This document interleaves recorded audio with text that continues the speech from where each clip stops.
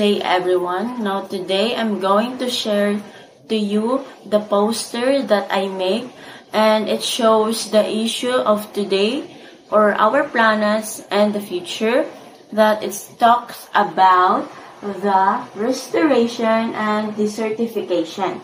Now here is, as you can see at the poster that I made, is the earth and its two sides, which shows that this one is the restoration and this one is the desertification. This will be the result of our action if we don't replace something that we use.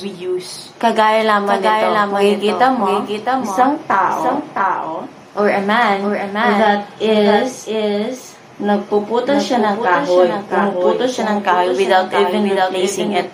No, so tayong mga tao is we're overusing the earth without even replacing it. Lalo na, especially nowadays, climate is changing.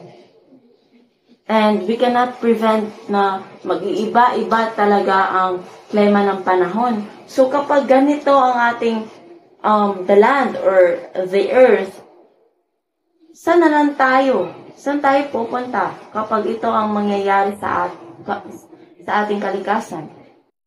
Now, let's talk about the other side of the earth, showing the restoration, which is the future. If we don't do such inappropriate behavior, we can have this in our future. No? There's a hope, right? No, I hope if we restore our land, we can bring degraded lands back to life, no?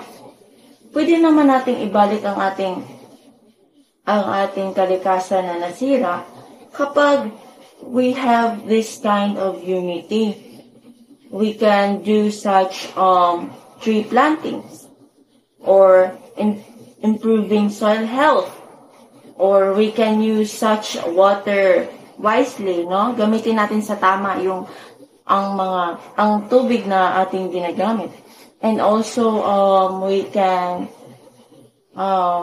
adapting in sustainable farming methods that can also help restore our ecosystem, also improve our food security, and let's fight for poverty, no? Let's all remember that healthy land supports life. It feeds us, it benefited us, no?